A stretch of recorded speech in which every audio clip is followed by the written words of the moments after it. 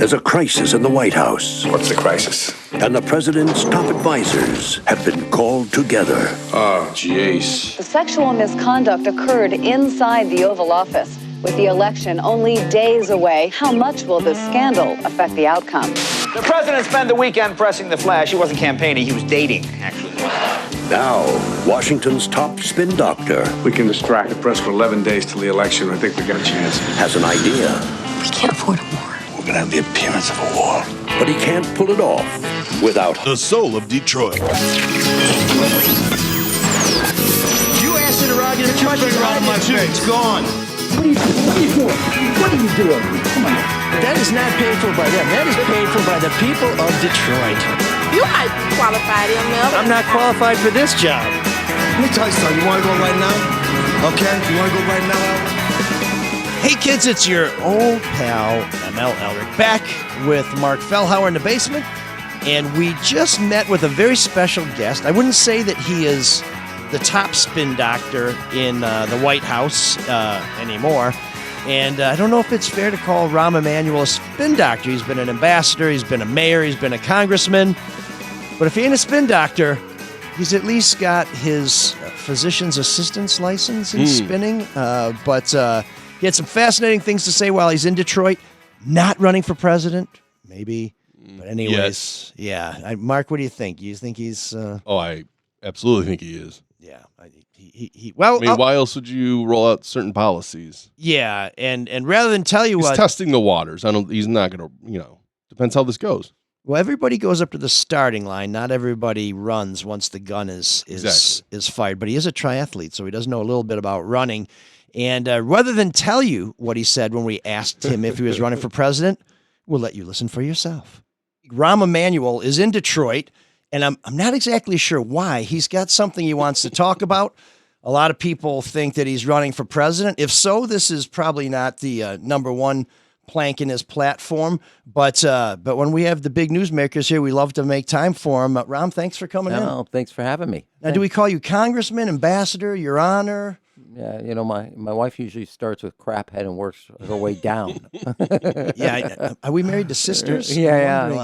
I used to we're married to the same woman. Yeah. So I am here. I know our time is short, so I want to cut because we're under a lot of pressure. A lot of families under pressure. I think between us, the American dream has become unaffordable, and my whole idea. I wouldn't be sitting here if it wasn't for the love of my parents and a good education. And we've got a 30-year low in reading scores. 50% of our kids can't read at grade level. So I've been laying out an education agenda. Went to Mississippi, where they've gone from 49th to 9th in reading scores, and done it in 20 years. And I think we should all embrace their science of reading, as Tennessee, Alabama, and Louisiana have seen the same progress. Here, 2 months ago, I read the Ford CEO says, I got 5,000 jobs, 6 figures, benefits. I can't find anybody. Head of the broadband industry, 150,000 electrician jobs. Making 6 figures. I can't find anybody. Now, in Chicago, we call that an uptown problem. So I laid out a plan. You come out of the armed forces, we're going to give you a $10,000 signing bonus if you go into one of the trades. And I met people yesterday in Grand Rapids at the Carpenter Training Facility. Today, operating engineers at Howe. Young man at the Howe said something that just straight up. He was working in a warehouse, $1.50 ahead of minimum wage. Saw the ad and got enrolled. He's now an apprentice. He's got a home. He's got a spouse. Also calls him a craphead. And he meets his mortgage before he could barely meet rent. And my view is, if you serve your country, it's our time to serve you. We're going to give you a $10,000 signing bonus. And I think we should be honest with ourselves. You have the CEO of Ford, 5,000 jobs. Broadband. We can't build 2 submarines a year because we're short tradesmen. And that I can tell you firsthand from being ambassador to Japan, we need those subs. We have people looking for getting out of their families or their parents' basement, can't buy a home, can't make a down payment, and we have a set of professions that will give you both a middle-class life, health care, retirement security, and your opportunity to provide for your kids in a way that you couldn't on another job. And so the stories, and one example yesterday at the Carpenter's Training Facility, a woman was working in a flower shop. She answered that ad. She's now the foreman at repurposing the Palisade nuclear facility. She's got making $50 an hour plus benefits, got 20 plus people below her, and she's got 7 years of guaranteed work ahead of her. I don't know if you know this, but if you invest in Americans, guess what? They're going to do well. And the other thing is, why are we paying people $50,000 signing bonus to go into ICE when you're a lawless mob, when for $10,000 having served the country, you can get the American dream and a down payment on it? So that's my attitude, and I learned a lot today, and you have some very impressive, hardworking young men and women across this state ready to do right, work hard, and we just got to make sure that we connect Jim Farley with these young men and women. Just so we're clear, the ambassador's not declaring war on Japan. Those subs would be in defense of Japan and our alliances, which I know are under strain these days because of what's going on in Washington. I'll give you a shorthand on this. Every year we appropriate the amount of money for 2 new nuclear subs, the most quiet subs that break through Russia and China's security system. Because we are short workers for the last decade, we only produce 1 1/4 of them and have never been able to produce 2. I would not want to be on that quarter sub. No, but I can get. There are some people I would like to put on it, but you ain't one of them, ML. Well, it's early. It's early. Get to know them. Everybody feels. We have 20 minutes to go. Yeah. Could happen by the end. We'll see where we are in 15 minutes. I lived on the north side too. But so ML, we gotta. This is your first Airbnb. This problem that you talk about is a real one that we see in Detroit, because when Chrysler, not Farley's place, but Stellantis now, builds a plant in Detroit, and there are set-asides for Detroiters to get those jobs. Detroiters line up around the block for these good-paying manufacturing jobs in the city where you don't necessarily need transportation to go across town, and they can't get the jobs because the education level, they just don't pass muster. People are dying to give our people these jobs, and because the quality of our education or our ability to achieve in our public schools, we're just not up to scratch.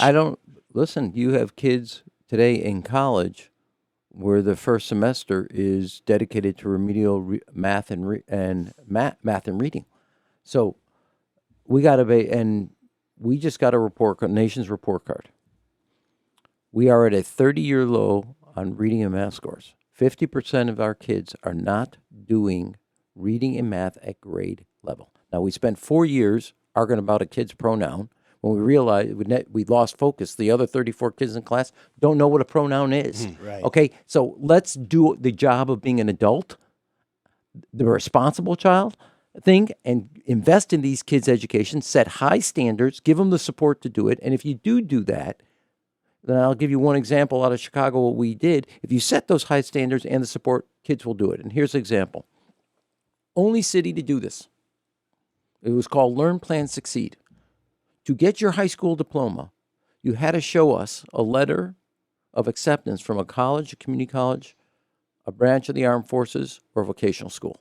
You were not walking on graduation day without a letter of acceptance from where you were walking to.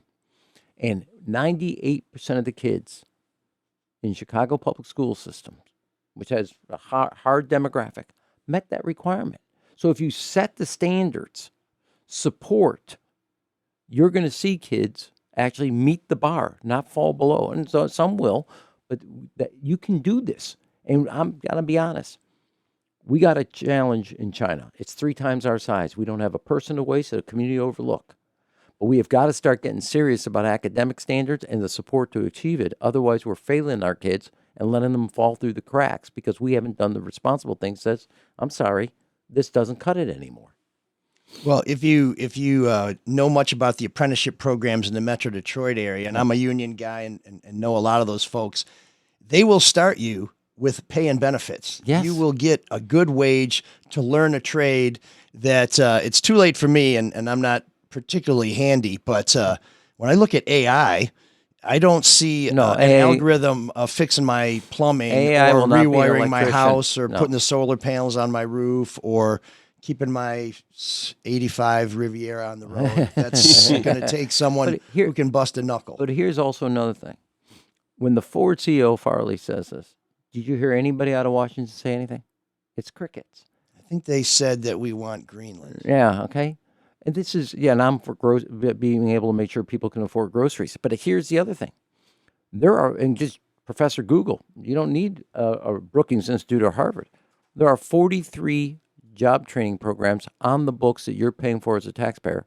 And yet you have every major industry saying, I am short qualified workers.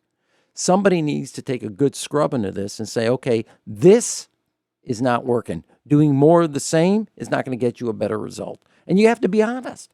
And the fact is, I mean, I think this is a great state. I own a home here in Michigan. You have now 44th in reading levels. You're going backwards. So therefore, you got to stop the car and say, okay, what do we got to do different? Now, one of the things that Mississippi showed, and I went to a county, 21% voted for Donald Trump by that percentage. They went back to the science of reading, phonics. Wait, only 21% voted for Trump in Mississippi? He won that. I'm sorry if I said it too fast. He won the county by 21%. Oh, yeah. Okay, I was going to say. No, not Mississippi. Yeah, that must have been a blue county. Yeah. No, but the whole state went phonics of reading, the science of reading. They gave, all teachers got trained on it. No, there were no ifs, ands, or buts. All principals got trained on it. They hired a coach per school. Kids got a minimum required hour and 15 minutes on reading. If they were falling behind, they got extra support, extra time on it. And they started, obviously, kindergarten all the way up, and then third grade reading. You get 3 chances to pass it. You can't go to 4th grade if you can't make the requirement. And with all the support, they've gone from 49th to 9th in the country. Tennessee, Alabama, and Louisiana replicate it, same thing, and they move up dramatically in their reading scores. Now, in Mississippi, they don't call it the Mississippi Miracle. They call it the Mississippi Marathon. This will take time, but if we don't start now, it's only going to take more time. Yeah, I know I'm getting old, but when people are using Mississippi as the model for how to improve public education, I know I've seen a lot. Okay, you sitting down? I'm going to give you a data point. And somebody will yell at me, but I don't care. An African-American child in Mississippi is 4 to 5 months ahead of an African-American child in California on reading. And California spends $24,000 a year per child. Yeah. Well, that's going to be, I mean, I can already hear people pushing back going, how are you going to pay for this? Because that's always the easy pushback is, how are you going to pay for it? So I'm going to say 2 things. One is you're not getting your money's worth today. Sure. Okay, so when you pay for, you buy something and it's not working, you say, okay, I either want my money back or I want to know how we're going to spend it. I'll give you an example on my own life. So we're the first city in the country that if you got a B average in high school, we made community college free. Books, tuition, and transportation. I got no state support, and I got no Fed support. What I did was I realized in the community colleges in Chicago, we were spending $45 million a year on remedial reading and math, like colleges today. So I said, give me $5 million. I didn't say it like that. I said, I'll take $5 million. And I said, if you get a B average, I'm going to give it to you free. So I'm going to buy success rather than ensure failure. And we just spent the same $45 million differently. Well, we found. So the point I would say to you is how you're spending your money. And I'm not saying money is not a part of this, but how you spend your money is going to impact how you get results. And we have to be honest about it because we're not doing our kids a service by lying to them. And some states, the way they're doing it, just lower the standards, and everybody's a third grade soccer player. You get a trophy too. Yeah. Well, now you can be in college for 8 years. No. Well, we found money to pay for long-term wars. It didn't seem to hurt the economy that bad. So, I mean, there's money out there. Have you looked at Mike Duggan's education plan for Michigan? Because he's talking about the same sort of stuff. I haven't. We served together as mayors. I haven't looked at specifically his plan, but I think the first step on recovery for all of us, we got a problem. Right. And for too long, a lot of people, we closed school doors for 2 years because of COVID when we shouldn't have done it. It was very clear. We got wrapped around an axle about bathroom access, not classroom excellence. Also pretty stupid. The adults were acting really whacked out. And the other thing is, I'll give you another example. I'd make it as national standard. Any child misses more than 7% absentee rate, you ain't going next where. You got double digits like everywhere else in the country, and we have it in Chicago. We have kids graduating high school that are missing 18% of the year. Well, you are not doing high school work with almost a quarter absentee rate on your own you personal. got to catch So the you one just said student up, and the other kids don't get the attention. It's always the outlier that takes up all the teachers' time and attention, and the special ed teachers. But one of the things that Duggan talks about, and I think this is a broader issue, as you may know, he's running for governor as an independent. Yeah. Went to college with your successor, Lori Lightfoot, as a matter of fact. I think they lived in the same dorm at Michigan. But he says the problem is every 4 or 8 years, the Republicans run education and they go in this direction. And then in 4 or 8 years, the Democrats run education and they go in the other direction. So that we are on this seesaw, and it's all for partisanship or whatever gain or whatever the solution du jour is, and that we need to take a more middle approach, and that basically part of the problem with education isn't education. It's our political system where we're so red and blue. And you've been in parts of administrations that were considered very progressive. But I think, and some of what I'm hearing from you now, is that you tend to be a little bit more of the, let's not get hung up on some of these, I don't want to say fringe, but let's just say polar issues, bathrooms, pronouns. Do we need to change the way we're doing politics in America to fix education and to fix the country? Well, first of all, you got to prioritize. The reason I ran for mayor was actually I said what's happening in the public schools is unacceptable. Now, about a decade before I become mayor, William Bennett, Secretary of Education, called Chicago the worst in America. When I walk out, Sean Reardon at Stanford University, who's the leading demographer of education, called Chicago the best public school system to the top 100 in the country. We took our graduation rate from 50s to 83%. We doubled our reading scores and our math scores to the point that our kids in Chicago were close to 6 to 7 months ahead of other kids. You can Google Stanford, Sean Reardon, Chicago Public Schools. Now, it took 24/7, 7 days a week, 52 weeks a year, 8 years straight. We added kindergarten for every child. Didn't have it before. We added pre-K for every 4-year-old. Didn't have it for every day. We added an hour and 15 minutes to every day, 2 weeks to every year. We did after school, summer jobs. We put a teacher in every library so every child had a tutor if they needed it between 3 and 6 across the city. And my one other rule, 20% of a child's life is in the classroom. Invest in the 80%. You also get some product out of the 20%. After school, summer jobs, tutoring programs at libraries. We had a massive, largest summer reading program in America, was in the city of Chicago, so we didn't have the summer slide. So it takes a lot to do this. The other thing I'll say, but Chicago is a one-party town. It's always going to be run by Democrats, and you don't have to worry about somebody coming in and reversing it. I'm not so sure about that, but let me say one other thing. If you can name a Republican mayor of Chicago, then... I don't think that the politics was it. They now, mayor, when I was there, controlled it. After some of my successors, they took it away from the mayor. Oh, did they? Yeah. Okay. They went to, now you're going to have a 34-person elected school board. See how that works for you. Finding accountability. One other thing I will say to you, and we as Democrats don't want to talk about, but I've said it, I believe it, as a father of 3. There are 3 doors a child walks through that will determine that child's life. Front door of the home, the front door of the school, and the front door of the place of worship. And if one of those doors is closed, it's going to fundamentally impact that child. So we can talk about the classroom and the school, and I have no bones doing it. I'm doing it all over the place where a lot of people goes, why are you doing that? I'm doing it because this is what public life is about, is making sure the next generation is better off than this generation. And you ain't getting there without a school, or an education, rather. I also believe in investment with the family, because too many kids are growing up not just in a broken family where there isn't that sense of love and support. No, they're being raised by the schools. And that's in Detroit, they would ask schools, what do you need most?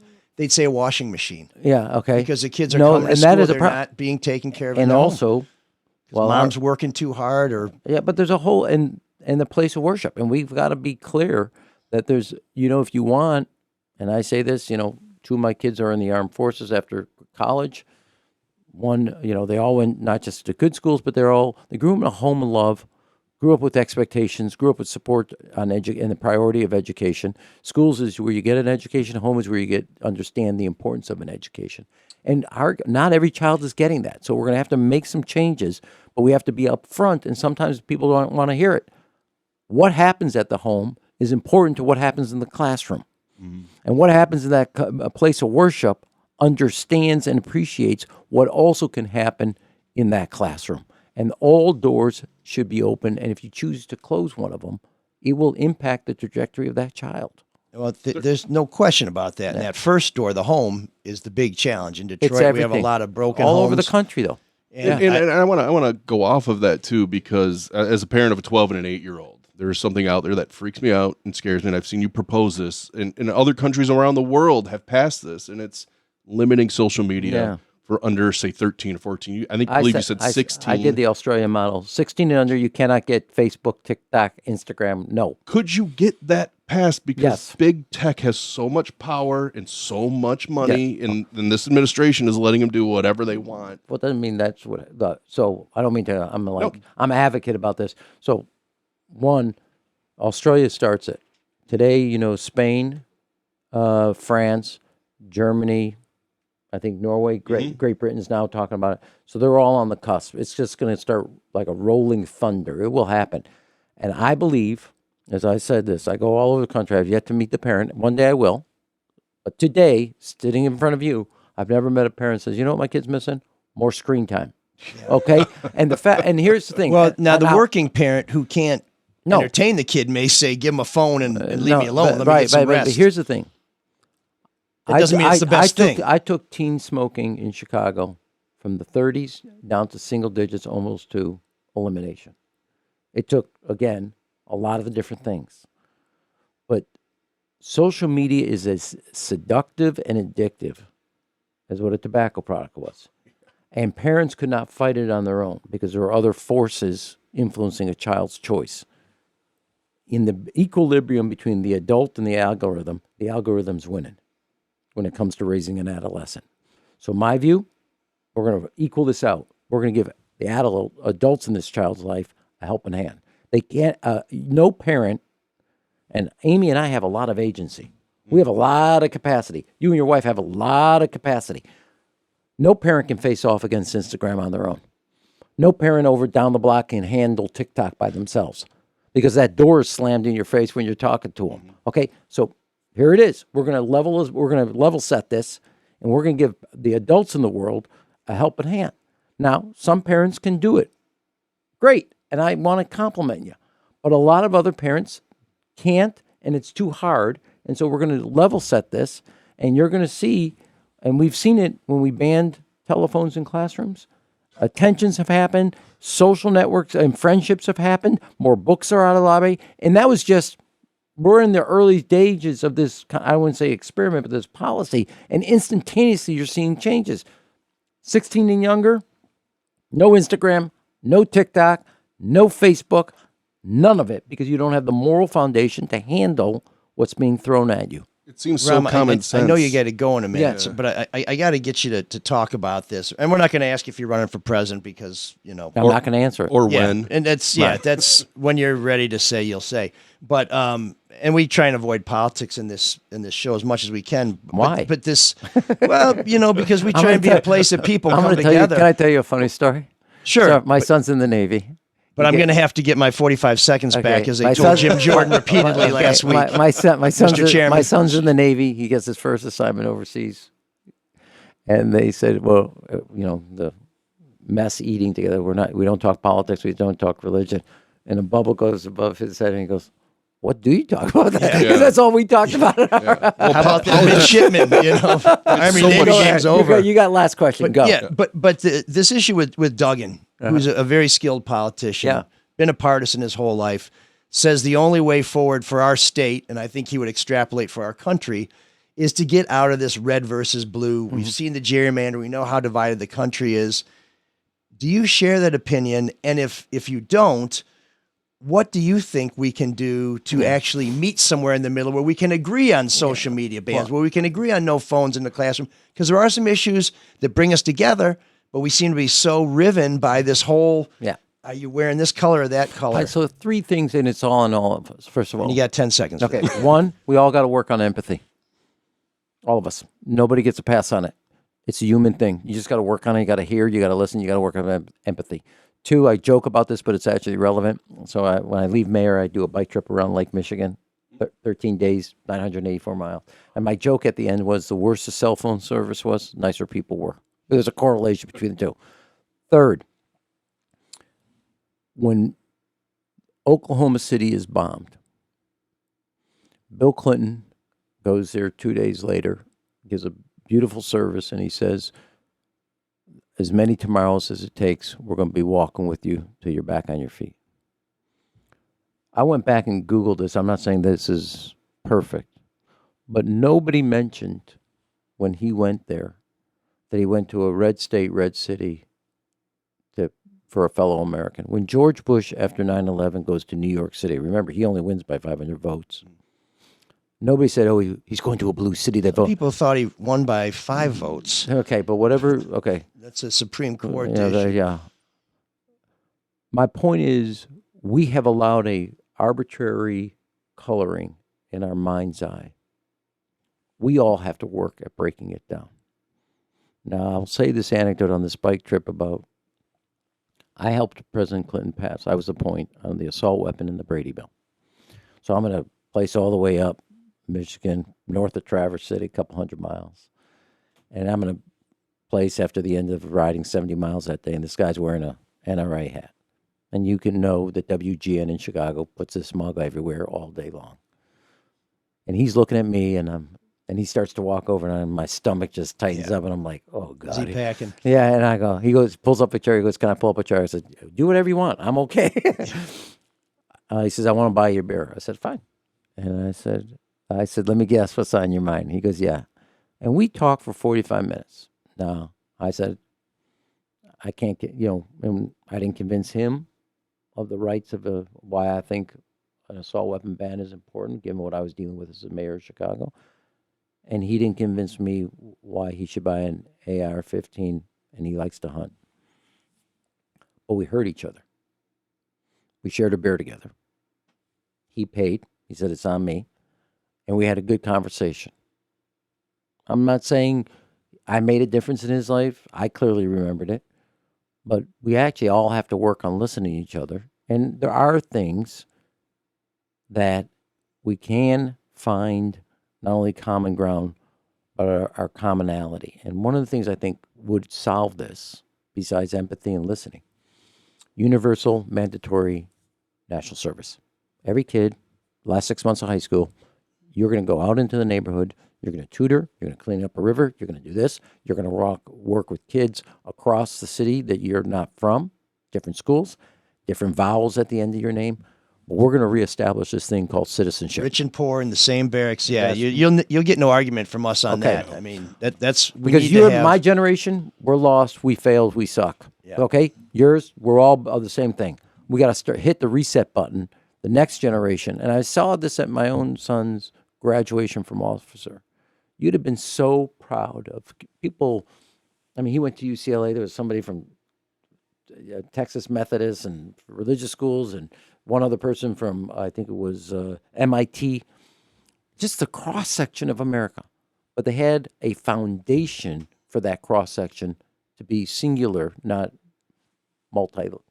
If you've ever been to one of those physicals that they give you before you are inducted or before you apply, everybody's in tighty whities and a T-shirt, big, tall, fat, skinny, black, white, Catholic, Jewish, atheist. When you see people lining up, you can't tell where anybody came from. Maybe the haircuts. Right. No, but I'm it with really you. is something That- where and- people and meet at a common right. point. So here's the thing. I don't know if it's so-called the middle. Listen better, think better.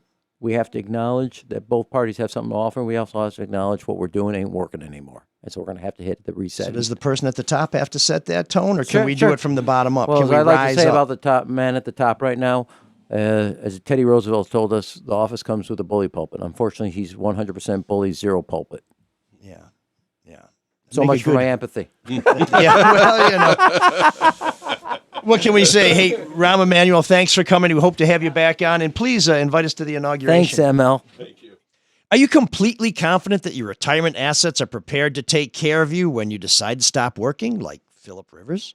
Or do you want to go back to work in retirement, like Philip Rivers?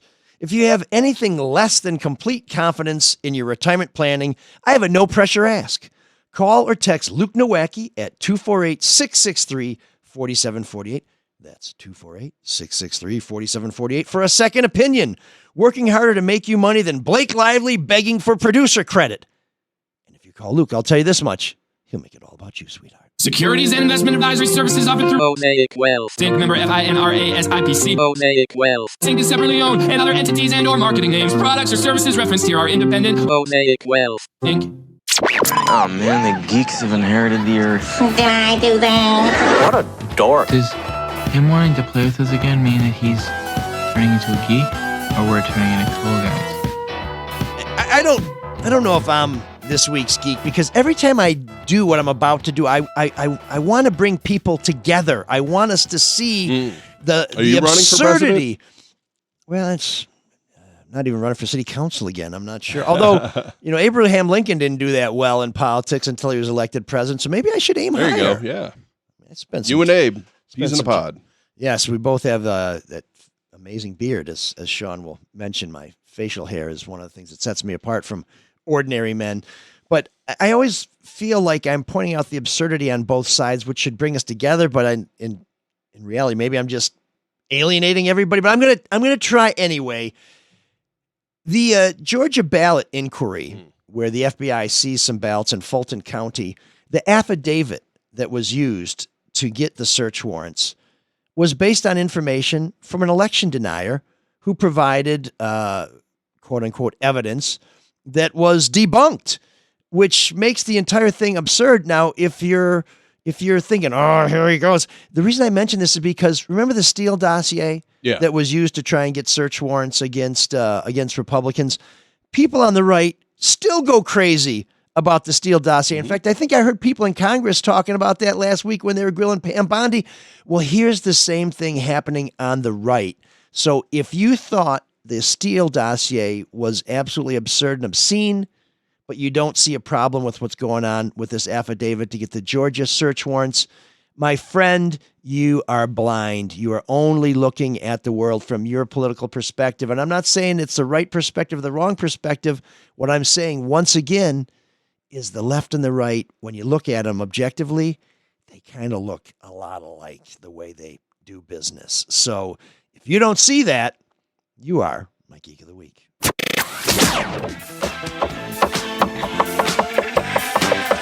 Vegan! There's an all-night party in room 7609.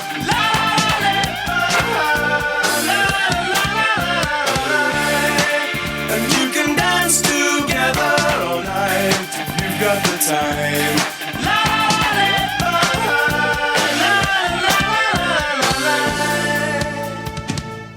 One of the things we hear from our soulmates is we get to watch the show for as little as $5 a month. You get to watch the show if you want to see Rahm Emanuel. I don't know if he was actually on the hot seat, but we did try and hold his feet to the fire in a couple of things. I really would have liked him to give us a straight answer on the Duggan question, though. Is this independent thing the way to go? But I think he's... Oh, the guests like that, you always want more time, right? Yeah, well... I mean, a politician's going to take 80% of the time up in their answers. Yeah, I think we may have held him to 51%, which puts us above the league average. But for those of you in advanced metrics, but one of the things that people who are our soulmates say, they like to watch the show and they really like to watch the videos. And this one, we had a little debate over which one we're going to use. We are using the official English or the official U.S. version, which is not in English. And it's because Julie writes to us and says, the whole Bad Bunny performance reminded me of the tale of the Emperor's New Clothes. People were going overboard with their effusive praise to show they weren't xenophobic, when in reality, it just wasn't that interesting. I'm sure it was still better than the crap that Turning Point USA produced, but definitely not one of the best ever halftime performances. Yeah. I could not agree more with her. Now I'm on both accounts. I'm ignorant because I didn't watch the game or the halftime shows. But if you listen to last week's episode with Erica Erickson, Mark, it was fine, and Erica opined in depth about their take on those halftime shows. And I think if I were to recap, you liked the official show better than the Turning Point USA show? I didn't care for either one. They both. Okay. So to me, they both just existed. I guess Bad Bunny's had more production value to it, which something I like, but who cares? But I don't know the music. I don't care for the music. It certainly wasn't one of the best ever, which she's right. A lot of people are just saying that and going overboard. I think because of politics. Yeah. Because Trump hated it. So then it's got to be the best ever. And it's like, well, no, it was just whatever. Well, I was disappointed to hear that the Turning Points USA halftime show was lip synced and pre-recorded. I really like live music. I like going to see bands because I want to see it, as it. I want to have a genuine experience. At the same time, I'm not sure that on a Sunday night at 9:00, I want to hang out and do a live gig into an empty barn. So on Super Bowl Sunday, yeah. So I get it. I get why they taped it. Which who cares? Once again. Yeah. Well, I guess we all have choices. And we did learn that Kid Rock is no longer Kid Rock. Now he's Robert Ritchie. So that's nice. Julie ends by saying, when I want to listen to someone rap in a foreign language, and I think Sean would support this choice, I turn to Falco's far superior version of Der Kommissar, which we turn to now.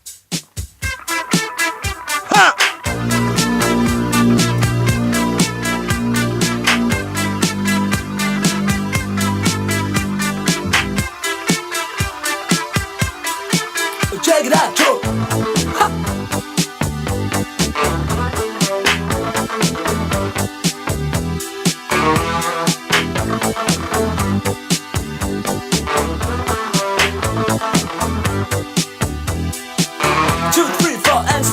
Es ist nix dabei, nur wenn ich euch erzähl die Geschichte. Nichtsdestotrotz, ich bin es schon gewohnt, im TV-Funk, da läuft es nicht. Tja, sie war jung, das Herz so rein und weiß und jede Nacht hat ihren Preis. Sie sagt, to the sweet, you got rap to the heat, ich verstehe, sie ist heiß. Sie sagt, babe, I miss my funky friends, mein Jack und Joe und Jill. Mein Funkverständnis, ja, das reicht zur Not, ich überreiß, was sie jetzt will. Ich überleg bei mir, ihr Nasen spricht dafür, wäre das nicht noch Rauch? Die Special Places sind dir wohl bekannt, ich mein, sie fährt ja U-Bahn auch. Dort singen's Radine dumm, oh oh. Schau, schau, der Kommissar geht um, oh oh. Er wird sie anschauen und du weißt warum. Die Lebenslust bringt die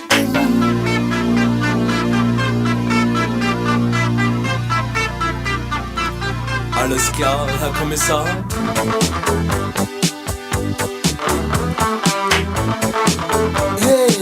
By some stuff, man, huh?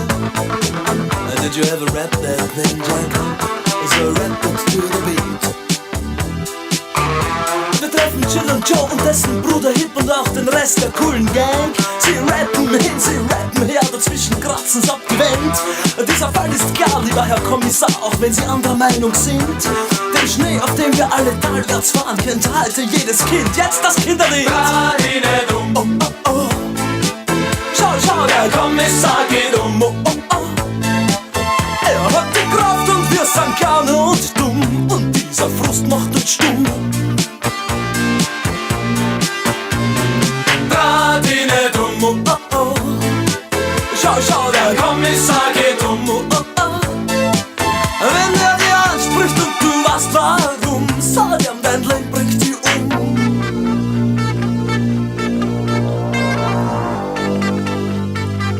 Alles klar, Herr Kommissar. Tja, tja, tja, tja, tja, tja. Tja, tja, tja, tja, tja, tja. Radine dumm, oh, oh, oh. Schau, schau, Herr Kommissar geht um, oh, oh, oh. Er hat die Kraft und wir sind gerne und dumm. Und dieser Frust macht uns stumm. Ah, la, la, la, la, la.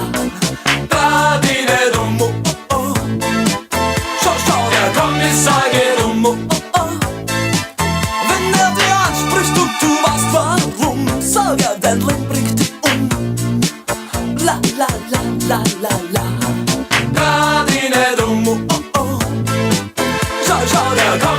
Kommissar geht oh oh. La Gardine dumm, oh oh. Schau, schau, der Kommissar geht oh oh. Gardine dumm. So, you think you used a green screen? Yeah, that suck. I don't like that song. That reminded me of one of my. I was doing a daily story in my time at Channel 4 where they were really big on lively live shots. In fact, one time I did a tease where I was running through a metro park, and they liked it so much they included in there, this is how we do teases things. And I'm like, well, I'm like the worst person on TV here, but when you do something crazy, they love it. In fact, I did a stand-up in a dumpster one time. But anyways, I'm missing the plot here. I was coming live from Utica, and it was a police story, and they said, well, you're going to be live in about, half an hour. So could you, could you do it from the front seat of a police car? And I'm like, well, no, they're police. They got stuff to do. It's like, well, could you just, ask him to stay for the live shot and put the lights on? I'm like, no, I'm not getting. It's like, why not? Yeah, do it. Well, what if they get a 911 call and the officer can't respond because the car's here and I'm sitting in the front seat doing a live shot? Then it's even better. Then you film the whole call 911 right along. Yeah. So, anyways, I won that battle, and really, all right. Not too long after they exercised the option in my contract. Maybe I lost the war. I don't know. But yeah, if you're a soulmate, you know exactly what I'm talking about. You can check out that video. Soulmates keep us coming back week after week for as little as $5 a month. You get to see the show. You get it before anybody else does. You don't have to listen to those annoying insertion ads that are one of our, I hesitate to call it a revenue stream because we really only have revenue trickles here, but maybe it's a revenue leak. I don't know. And you support the show. We really appreciate it. And you get our bonus episode every month. So thanks for being a soulmate. This is also the part of the show where we thank our soulmates. Okay, that's over. Unfortunately, we don't have any new soulmates and nobody who's made a one-time donation, which we also appreciate. We do have some feedback from one of our soulmates who also suggested last week's song for Room 7609. Of course, Mr. Magoo. And we love it when you send us a song and a story. It takes the burden off us, candidly, but it also means we get a really cool story that we didn't know about. Our stories, as I think you know, now that we've been on the air for 6 years, we're probably recycling them, which makes us very green, but maybe a little tedious. Magoo follows up on last week's discussion about the Gits and says, hey, ML, on your recent show during Room 7609, the segment that featured the Gits, your protege mentioned a vocal similarity between Mia Zapata and Joan Jett. I think Magoo's got this backwards. I am the student and Mark is the master. Hardly. Well, Magoo says, well, he wasn't too far off the mark with that observation. One of the bands that performed on the benefit concert for Mia was Evil Stig. The band's name spelled backwards is Gits Live. Okay. The group was made up of the surviving members of the Gits and featured Joan Jett there you go. on lead vocals. Yeah. They released one semi-titled studio LP in 1995 with the proceeds contributing to the benefit's cause. I should also mention that Amazon Prime has a document entitled The Gits, which tells the Mia Zapata story. Peace out! I'm writing that down. I want to watch that. Magoo. So Magoo is the gift that never stops good man. giving. He's like herpes. But great. Oh, yeah. I guess you don't want that. Or so I'm told. So, please send us your suggestions. Please send us your money, quite frankly. And, it's kind of a good note to end on. Except we do have one more piece of mail, unless I've lost it. Yes, Dave writes in, ML and Marc, your Bond editions were great, and Drew loves watches, so I thought I'd share this. If you've missed it, we do have a special Bond edition where we put all the Bond movies before the last one into a tournament like March Madness and pick the best. I won't tell you what we picked, but it was not easy, I'll tell you that much. It's a classic episode. Check it out in our back catalog. And Drew does love watches. Big time. For a guy who sets his own clock, he loves watches. So Dave says, this video has more background on the Bond series and actors as much as the watches involved. It's a little long, but a good watch. And so we will put a link to that video on there. It is like an hour and 15 minutes, and it looks at all the watches that all the James Bond characters have worn. And I started to watch it a little bit last night. And you think of Bond wearing the Omega watch, or as he says it, Omega. And he's been a big spot. They've been a big tie-in product promotion thing with Bond for a long time. But when they did a montage of all the watches, you can tell which were the Roger Moore ones because they were all the digital watches, with the little red flashing screen. I was like, beautiful. They're groundbreaking. Yeah, I love it. That was the state of the art back then. It's like, look at this. The numbers flash. And when you press this button, you can get the date. So pretty amazing stuff. So we'll have a link to that on there. Thanks for sending that and bringing it to our attention, Dave.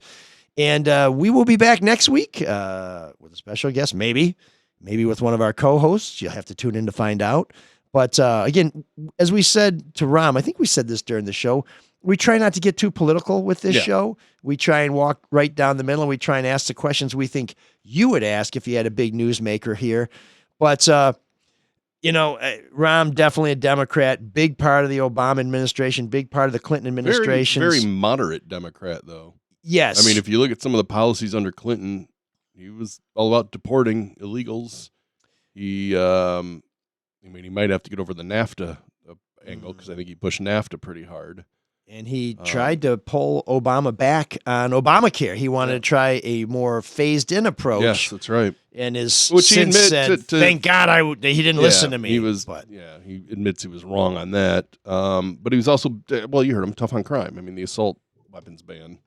Well, some people would say that's tough on law-abiding citizens and not tough on criminals. He had limited time because he's on kind of a junket, so I couldn't get into it. But one of the decisive votes on the assault weapons ban was cast by the congressman that I covered when I worked for a newspaper in New Hampshire. Can you guess his name, Mark? No, who? Richard N. Sweat. Do you know what he called himself? Dick Sweat? Dick Sweat. Oh, well, hey, you might as well lean in and own it. And his roommate at Yale. I was going to make a real bad joke, but go ahead. No, this is true. Timber Dick was his name. Really? So you had Timber Dick and Dick Sweat living together in a dorm room at Yale. Quite a story. You could not make it up. But we didn't get to bring that up with Rahm, but interesting guy. And I'll just tell you, Republican, Democrat, Libertarian, Independent, if you're running for president or you're running for governor or Senate, you're welcome on this show anytime. Sure. Oh God, yeah. So we'll put you in a hot seat and see how you do. But we appreciate you sticking with us for another week. We'll be back next week with another episode of The Soul of Detroit. Until then, we ask our friend Cyrus to take us out. Can you dig that? Can you dig it? Can you dig it? When it's cooking, it's cooking. From Academy Award-winning director Barry Levinson. When this goes national, I get to put it on my resume? Actually, no. What could they do to me? Take them home to your house and kill you.